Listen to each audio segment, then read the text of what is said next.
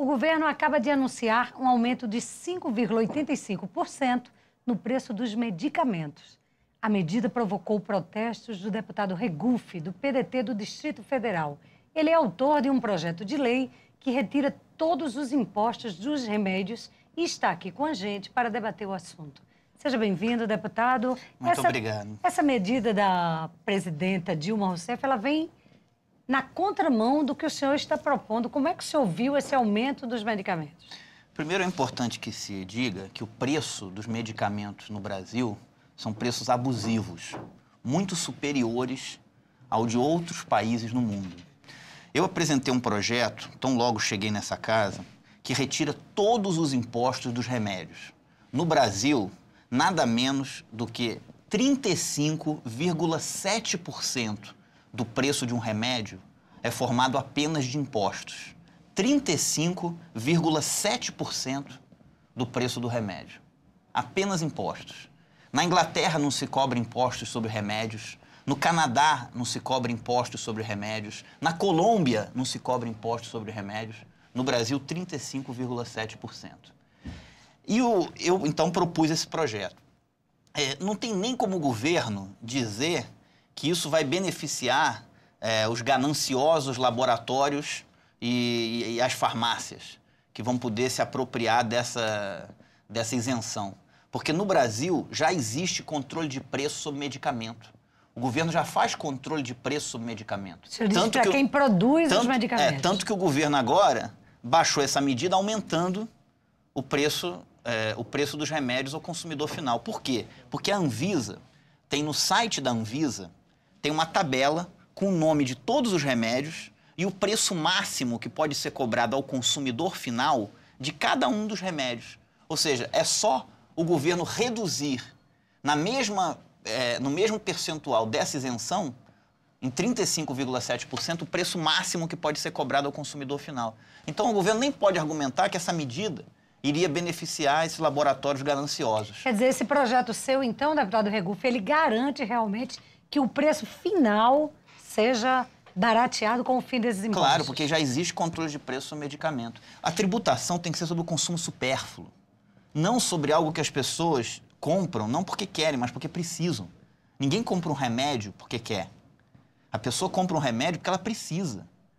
Entendeu? Tem família nesse país que gasta mais de R$2.000 por mês com medicamento de uso contínuo. Isso é um absurdo. Principalmente a população mais idosa é quem mais sofre com o problema. Isso seria uma contribuição direta do governo na vida de milhares de famílias desse país. Além de apresentar o projeto, eu fiz um requerimento de informações ao Ministério da Fazenda solicitando o impacto financeiro dessa medida no governo. A resposta do Ministério da Fazenda, a resposta oficial ao meu requerimento de informações, que o impacto disso no orçamento da União seria de 3 bilhões por ano. 3 bi. Ora, 3 bi no orçamento de 2011, que foi 2 tri 73 bi, ou seja, 3 bi em 2 tri 73 bi, é apenas 0,11% desse orçamento. Quer dizer, seria uma perda irrisória para o governo. 0,1% do orçamento da União, ou seja, um benefício... Quer dizer, o orçamento, só para a gente entender melhor, o orçamento do governo anual são 3 trilhões... O orçamento de 2011, o orçamento da União, foi 2 trilhões 73 bilhões. 2 tri 73 bi. Certo. O impacto dessa medida é de apenas 3 bi. Ou seja, 0,11% desse orçamento. 0,1% desse orçamento. É uma perda irrisória de arrecadação. Um impacto ínfimo no orçamento da União e um benefício direto na vida de milhares de famílias desse país. E um impacto muito grande na redução, porque é quase 40% de redução no custo do remédio, não é isso? 35,7%. E como é que está a tramitação do seu projeto aqui na Câmara? Infelizmente, como muitas coisas aqui na Câmara, estão paradas. Está parado na Comissão de Seguridade Social. E como é que se houver Por exemplo, agora mesmo o governo, por causa da crise econômica, ele tem baixado várias medidas de incentivo à produção, por exemplo, o IPI dos automóveis acabou de ser reduzido. Como é que se vê isso em relação aos medicamentos? Eu fiz até um discurso aqui na Câmara no plenário sobre isso. Tão grave quanto o desvio do dinheiro público são as escolhas erradas de onde se aplicar esse dinheiro. Isso é o que eu chamo de corrupção das prioridades. O governo resolveu reduzir a carga tributária para os automóveis. E para os remédios, não reduz? Ou seja, automóveis são mais importantes do que remédios? E ainda aumentou o preço dos remédios. Eu liguei para o ministro da Saúde, falei com o ministro da Saúde, porque eu acho que isso seria um benefício, volto a dizer, um benefício direto na vida de milhares de famílias. Não dá para entender o governo dar uma isenção para automóveis e não dá para remédios, que é algo que a pessoa não compra porque quer, e sim porque precisa. Então, eu sinceramente não consigo entender. No ano passado, o governo editou uma medida provisória que produziu uma renúncia fiscal no valor de 20 bi de reais para a indústria automobilística, para as montadoras. E a título de incentivo à produção, ou seja, nem ia ser repassado diretamente para o preço dos automóveis. Pelo menos não na sua totalidade, porque não tem controle de preço sobre automóveis, enquanto tem controle de preço do governo sobre medicamentos. E esse controle que garantiria a redução. Então o governo editou uma medida provisória que, no ano passado, que concedeu 20 bi de isenção fiscal para as montadoras. Ou seja, 20 bi de isenção fiscal para as montadoras pode, mas 3 bi para uma pessoa, na hora que tem uma doença, poder comprar um medicamento por um preço menos caro, aí não pode. Então, eu fiz um discurso, votei contra essa medida provisória, fiz um discurso. Eu acho que precisa ter prioridade nesse país. E eu acho que o governo ele tem que entender. Eu elogiei algumas medidas do governo, principalmente na questão dos juros, que o governo teve a coragem, que entrava governo e saía governo nesse país, ninguém tinha coragem de enfrentar os banqueiros, de baixar esses enfrentar juros. os bancos, não de maneira efetiva e prática. Esse governo está tendo coragem de fazer isso. Agora, em alguns campos, esse governo não toca, como nessa questão dos medicamentos.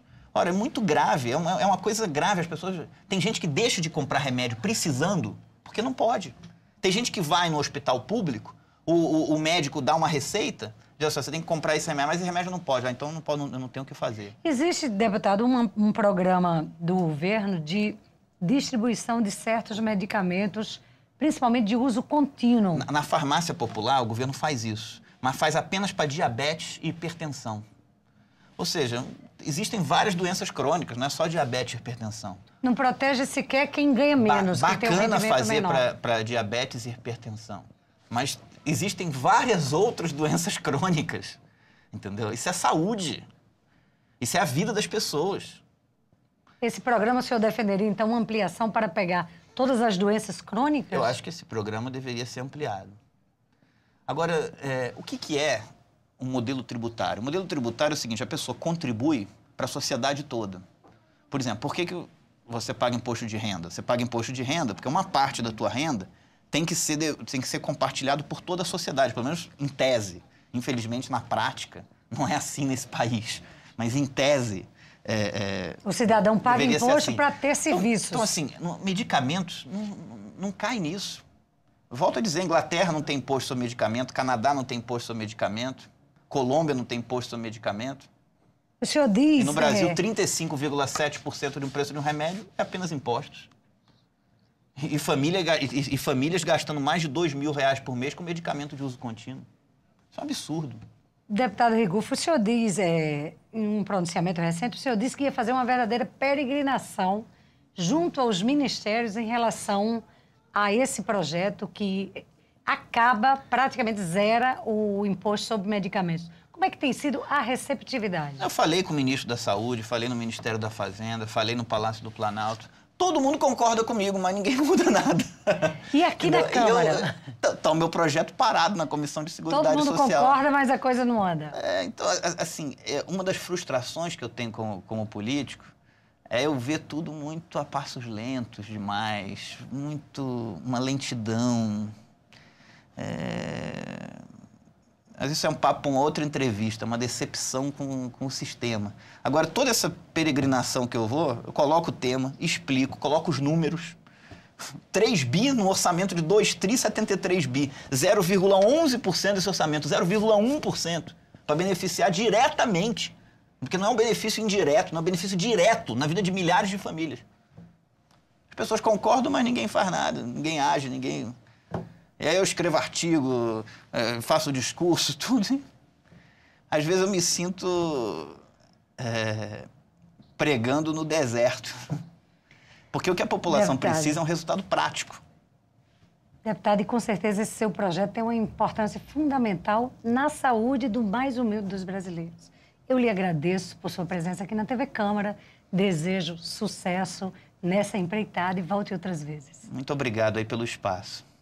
E você que nos acompanha, um grande abraço, a gente se vê em breve, lembrando que esse programa também é transmitido pela Rádio Câmara. Tchau.